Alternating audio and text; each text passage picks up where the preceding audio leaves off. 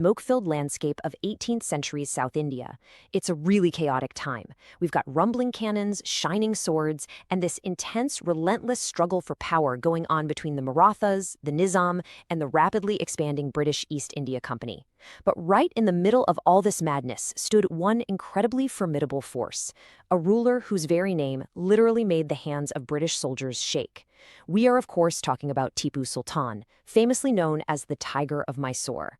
But here's the thing. Tipu Sultan is arguably one of the most polarizing figures in history. I mean, it leaves us with this massive lingering question. Was he a patriot hero, or was he a cruel zealot?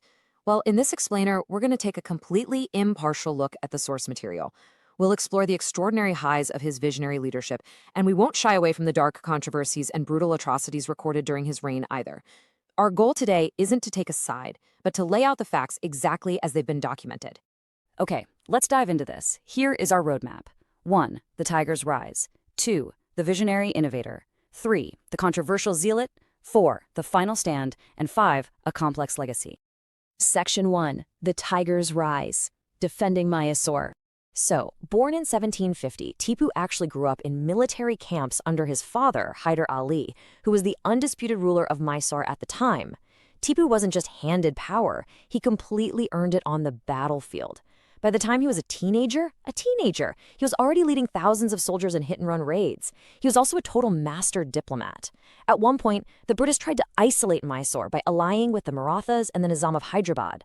What does young Tipu do? He personally delivers cash, jewelry, and trained elephants to the Nizam and literally convinces him in just 1 week to switch sides. But his military genius really, truly shone during the Second Anglo-Mysore War, specifically at the Battle of Polilur in 1780.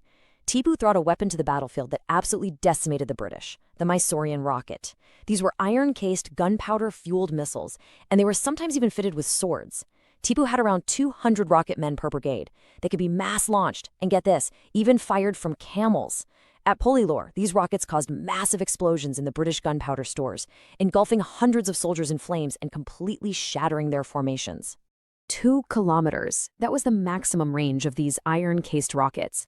To put that into perspective, for the 18th century, this was an astonishing leap in military technology. The British had never, ever suffered such immense losses from an Indian weapon. It was utterly terrifying, and the sheer technological superiority of Mysore's military under Tipu sent absolute shockwaves all the way back to England. And this brilliantly illustrates his impact. India's famous missile man and former president Dr. APJ Abdul Kalam actually credited Tipu Sultan as the first real innovator of the war rocket in the entire world. In fact, the British eventually took Tipu's surviving rockets back to Europe to study them, and that formed the very foundation of modern military rocketry. Section 2. The Visionary Innovator. Building a modern state. Right, so in 1782, right in the middle of this ongoing war, Hyder Ali passes away from cancer, and Tipu takes the throne. Now, Tipu knew that just having military muscle wasn't going to be enough to secure his kingdom. He needed administrative and economic strength too. So he aggressively modernized his state. He built these extensive roads connecting villages to ports, which served as massive lifelines for traders. He dug canals that brought greenery to drought-prone areas, and perhaps most famously, he imported silkworm eggs from China, launching a booming silk industry that actually made Mysore a global economic powerhouse. He didn't stop there. He unified the state's currency, built a formidable naval fleet down in Mangalore, and sent trade ambassadors as far out as Istanbul and Basra. He even set up a Jacobin club, inspired by the French Revolution's ideals of liberty and equality. From an administrative standpoint, the guy was light years ahead of his time. Section 3. The controversial zealot, the dark shadow. However, we have to look at the full picture, and the source material points to a really dark shadow over his rule. We need to pivot now and look at the highly debated antithesis of his progressive policies, because while he was a patron of development to some, his reign was also marked by severe religious persecution. Records document that around 40,000 non-Muslims, primarily Hindus and Christians in regions like Kodagu, Malabar, and Mangalore, were forcibly converted to Islam or executed. And the methods of execution detailed in these historical records, they're incredibly severe. Those who refused to convert were sometimes tied to the legs of elephants. Young survivors were forcefully armed and drafted right into Tipu's own Hamadi military unit. Now, what's really interesting about this slide is the sheer contradiction in his actions regarding religious sites. Records state that Tipu destroyed around 8,000 temples during his campaigns, many of which had solid gold and silver roofs. Yet simultaneously, he was actively donating to other Hindu temples. He gifted a silver cup to the Srirang temple and a Shiva Linga to the Nananjindeshwar temple. He even provided land grants to several Hindu institutions. It's a massive juxtaposition. And this leaves historians with a deeply, deeply conflicting identity to unpack. On one hand, Tipu wrote letters to the sultans of Afghanistan and Turkey, explicitly calling for jihad against infidels. He proudly engraved his sword with anti-infidel messaging. He imposed Persian as the dominant court language, effectively sidelining local languages like Kannada. He erased Hindu city names, literally changing Mangalore to Jalalabad, for instance. Yet, incredibly, when he died, he was found wearing a 42-gram gold ring inscribed with the name of the Hindu god Ram in Devanagari script. Historians remain fiercely divided on this today.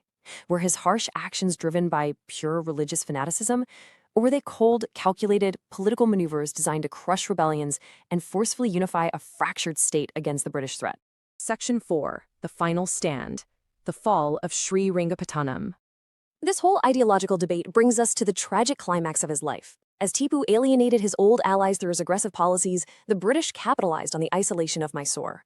Over the years, the pressure systematically intensified. We saw his early success in the First War in 1767, right? And his stunning victory using rockets at Pulilore in 1780. But fast forward to the Third War in 1792, and he's facing a massive combined force of the British, the Marathas, and the Nizam. His French allies, who were distracted by their own revolution back home, just couldn't help him.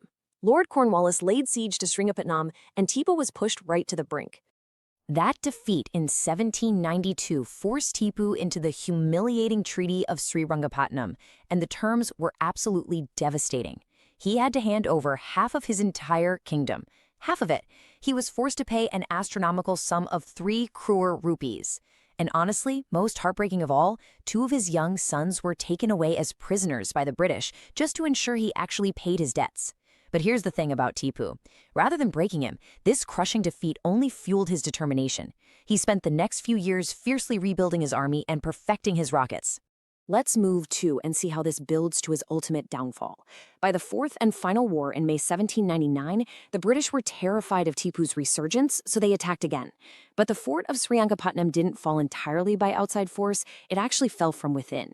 Tipu's most trusted minister, a man named Mir Sadiq, committed one of history's most infamous betrayals.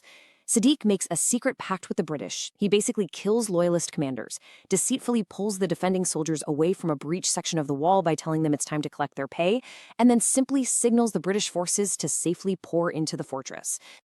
Section 5. A Complex Legacy. Hero or Villain? Tipu was completely unaware of the betrayal until it was just too late. On the day of the attack, his astrologers had actually warned him the stars were against him, but he just laughed it off and replied, "My luck is in my sword, not in the stars." He truly lived by his famous mantra, "It is better to live like a lion than to live like a wolf for 100 years." When he heard the British had finally breached the fort, he didn't run, he didn't surrender. He got on his horse and rode directly into the bloodbath. He fought right on the front lines, sword flashing, taking multiple bayonet wounds and a gunshot to the shoulder. Even as his companions literally begged him to surrender and save his own life, he absolutely refused. He fought until a final gunshot to the forehead took his life. His sword never left his hand. So the crucial point is, in an era where so many rulers compromised, surrendered, or just bowed to British imperialism, Tipu Sultan stood alone. He was the only Indian ruler of his time who chose to die fighting on the battlefield rather than submit to the British East India Company. His death marked the fall of the final great fort of resistance in South India. He was a man of staggering contradictions, a brilliant economic reformer and technological innovator who quite literally laid the groundwork for modern rocketry. Yet, he was also a ruler responsible for documented massacres, forced conversions, and the destruction of local cultures. It's a history that completely defies simple categorization. So, knowing both the incredible heights of his visionary triumphs and the dark realities of his brutal atrocities, I leave you with this final thought. Where do you stand on the legacy of the Tiger of Mysore? Keep exploring the sources, weigh the evidence for yourself, and make up your